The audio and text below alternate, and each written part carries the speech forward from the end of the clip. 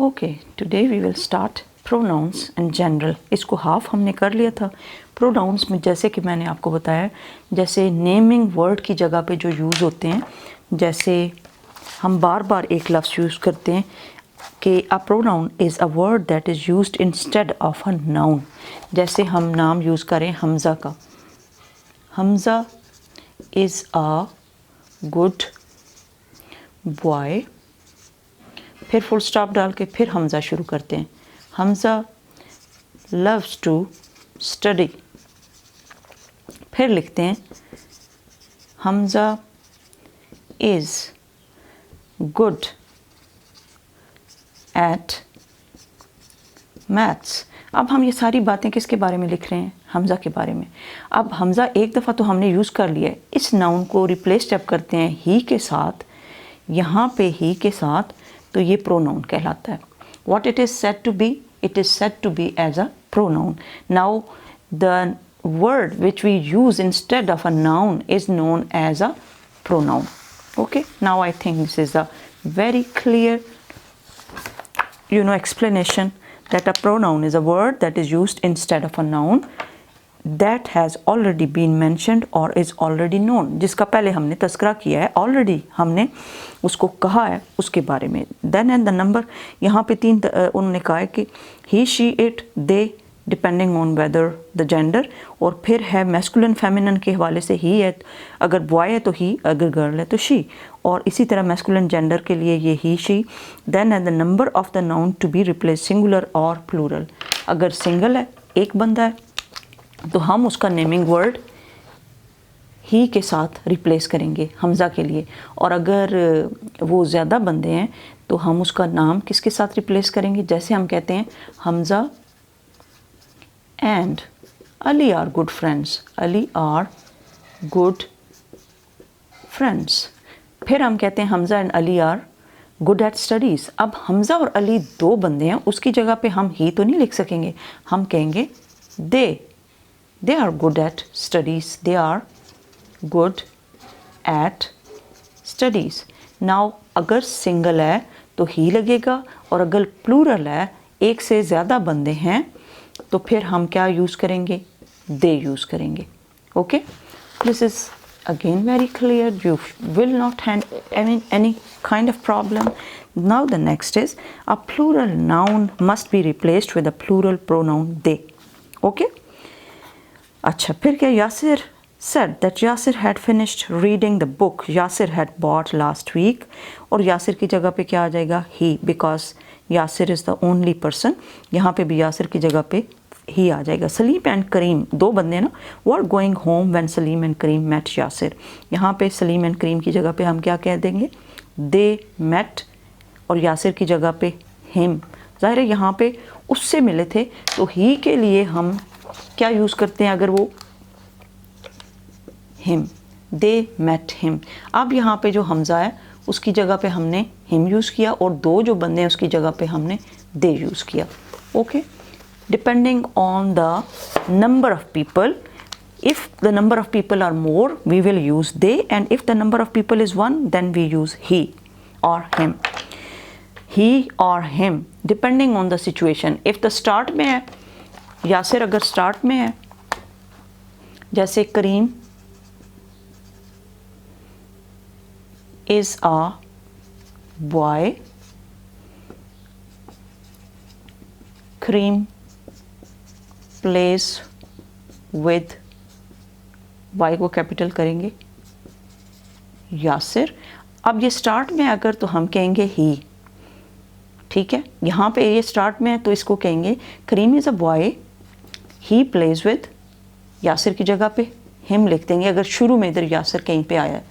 अब ज़ाहिर है यहाँ पे ही तो नहीं लिख सकते, इसलिए ये याद रखना है कि वी के लिए ओवर, ही के लिए हिम, शी के लिए हर, दे के लिए देयर, और यू के लिए योर अगर सिंगल है, और अगर प्लूरल है तब भी यू के लिए योर होगा। जैसे आप सामने एक बंदा खड़ा है, आप कहते हो कि आप अपना काम करो, you should do your work. और अगर ज़्यादा बंदे खड़े हैं, मोर देन 2 और 3 पीपल, फिर भी आप यही कहेंगे you should do your work. और अगर आप कहते हैं कि आप अपना काम करो, यानी वो अपना काम खुद करती है, she works her self, she works her self. और दे अगर ज़्यादा हैं, दे वर्क, क्योंकि शी के लिए हमने एस यूज़ किया है, और दे हो तो वर्क लगता है, एस नहीं लगता। They work themselves. Why we are using selves, E S क्यों यूज़ कर रहे हैं, क्योंकि ये ज़्यादा बंदे हैं इसलिए सेल्फ यूज़ कर रहे हैं। और you should do yourself, you should take care of yourself, take care of yourself. For example, if a person is 1, अगर ज़्यादा पर्सन है तो आप क्या कहेंगे, you should take care of yourselves। ज़्यादा बंदे हैं तो सेल्फ्स हो जाएगा, लेकिन ये यू चेंज नहीं होगा, बिकॉज अगर सिंगल है तब भी यू ही आएगा और अगर प्लूरल है तब भी यू ही आएगा। Okay, this is the only thing which you have to learn, memorize, or whatever you can say. When you will have the idea, then you will not have any kind of trouble.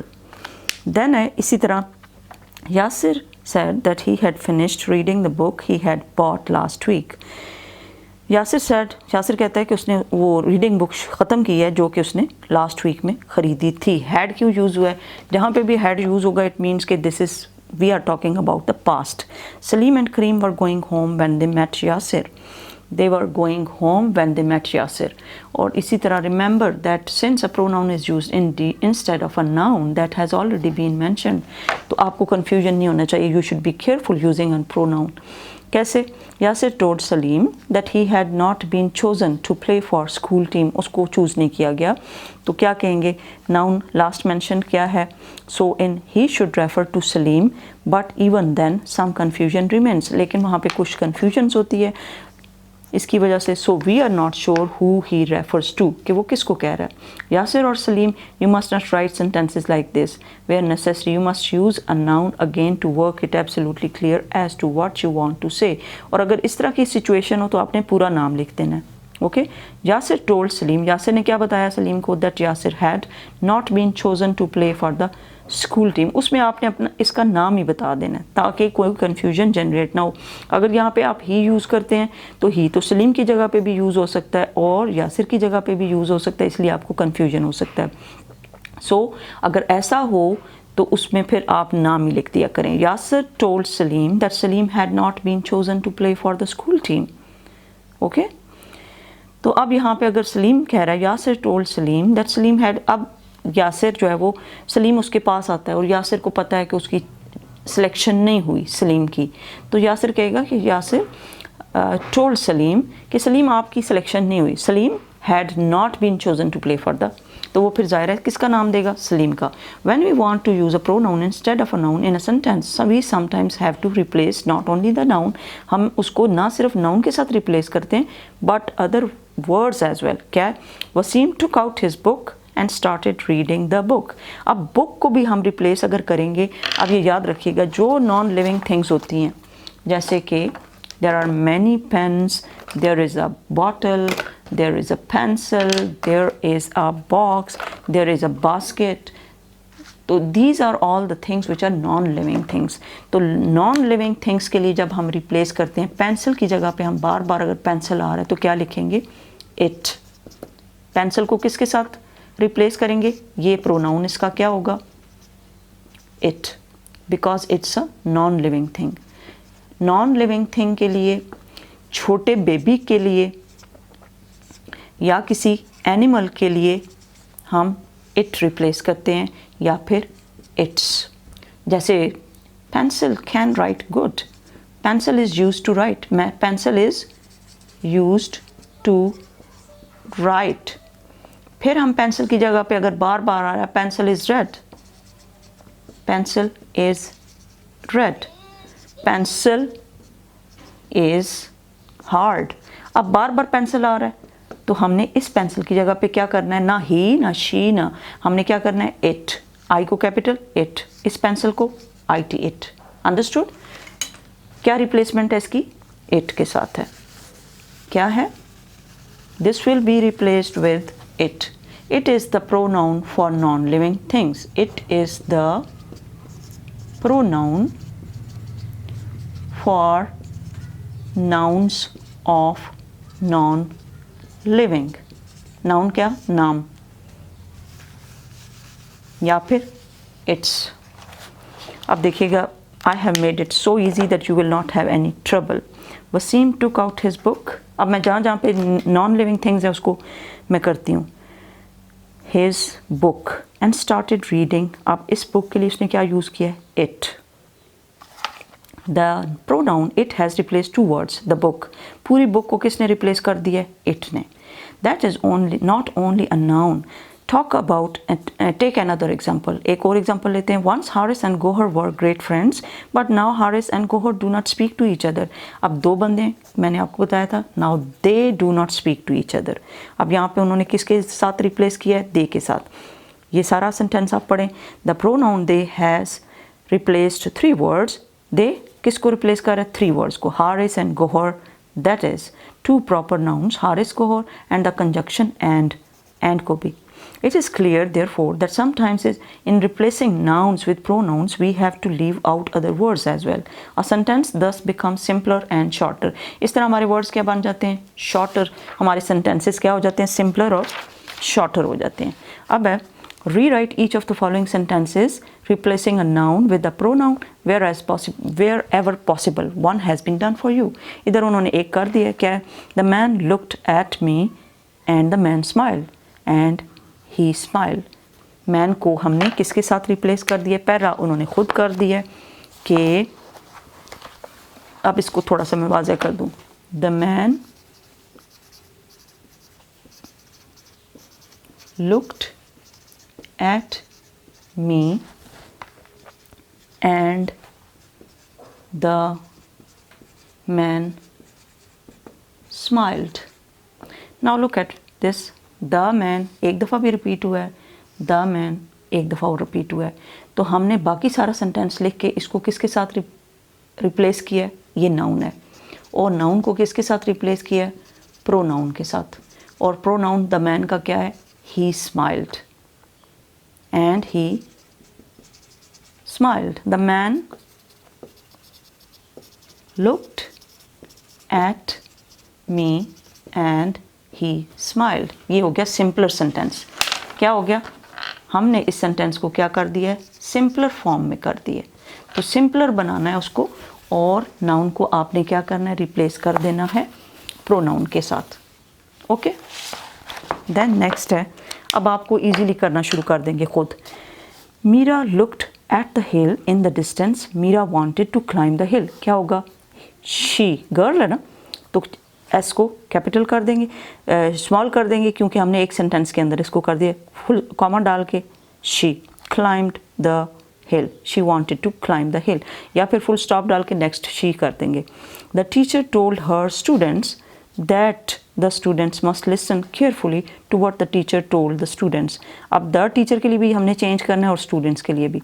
The teacher told her students that they must, students के लिए the students को ख़त्म करेंगे। They must listen carefully to what she told the students, to what she told the students. Okay, Suhail was Zia's son. Suhail किसका बेटा था? ज़िया का। But Shoaib was Zia's son, but Shoaib and Zia had never met. They never met because they 2 बंदे हैं, इसलिए हमने क्या use किया? They. Jim wanted to play and so Jim looked for his bat and ball.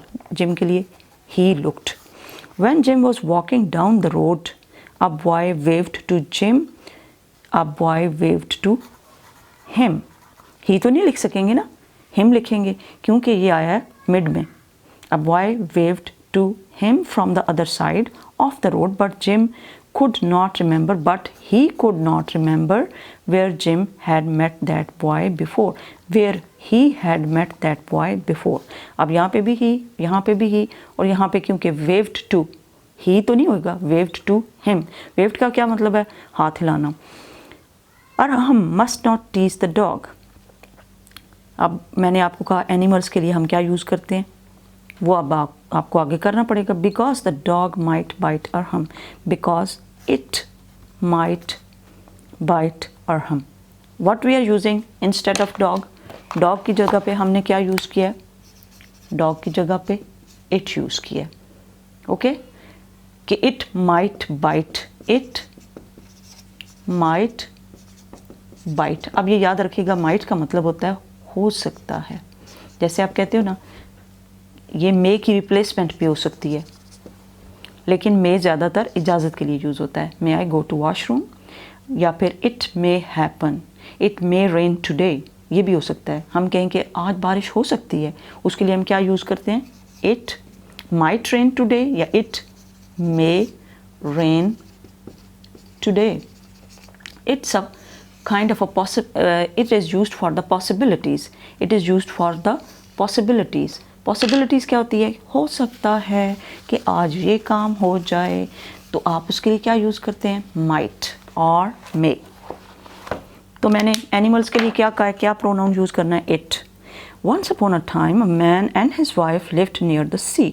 एक आदमी और उसकी बीवी रहते थे सी के पास। The man and his wife were very poor. They were very poor because they are two people. The man went out fishing in the sea every day, but the man seldom caught any fish. The man went out, यहाँ पे man ही कर देते हैं क्योंकि पता चले कि कौन जाता था फिशिंग के लिए। The man went out fishing in the sea every day, but he seldom caught any fish. Seldom, कम ही उसको कभी फिश कैच की थी उसने। सेल्डम का मतलब होता है when you do something, अब याद रखिएगा, ही सेल्डम बहुत कम ऐसा होता था, इसके लिए क्या यूज़ करते हैं, सेल्डम, कि ही सेल्डम caught any fish, बहुत कम उसने कोई फिश कैच की। अब क्या है, The bird flew to its nest. Its nest, bird के लिए हमने क्या यूज़ किया, अपने, जैसे अब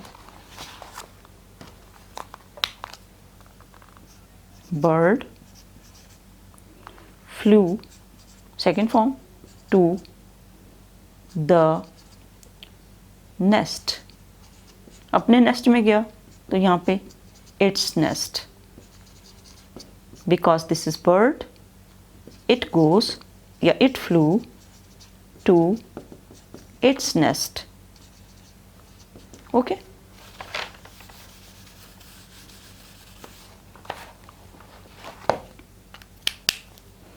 Ali Baba followed the robbers to the cave.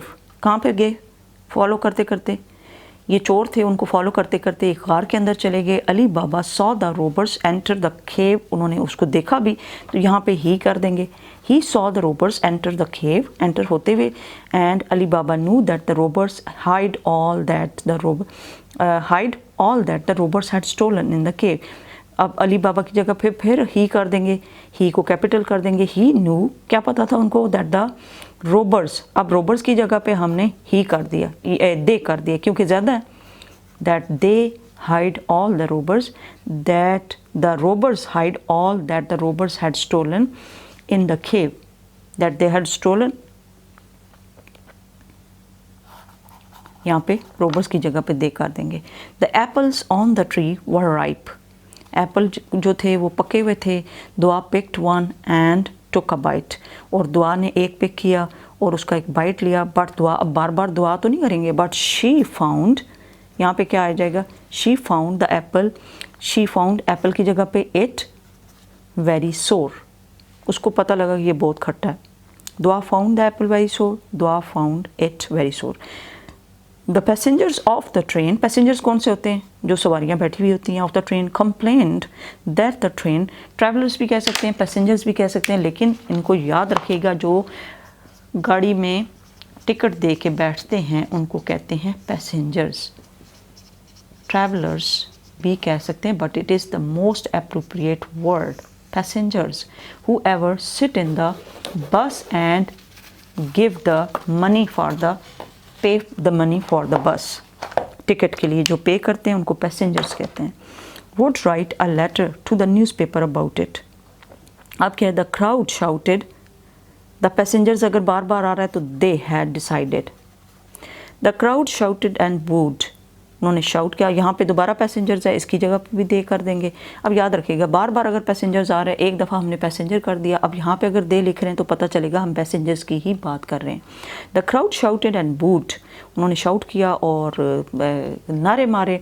Boot किया, शोर करना. The crowd wanted the home team to win. The crowd, they wanted the home team to win. Lubna was sleeping. Kareem came and woke Lubna up. Kareem came. Lubna was sleeping. अब यहाँ पे तो ज़ाहिर करीम तो use करेंगे क्योंकि पहले तो करीम का नाम आया ही नहीं है और हमने कोई ऐसी प्रॉब्लम नहीं बनानी जिससे अंडरस्टैंड ही ना हो कि क्या कह रहे हैं. तो किधर हम चेंज करेंगे, लुबना की जगह पे, क्योंकि बार बार लुबना नहीं लिखेंगे. Lubna was sleeping. Kareem came and woke her up. Kareem and Lubna went out to play. They went out to play. They went out to play. You will write it on your neat copy and then memorize it by heart, that how the nouns are replaced by the pronouns.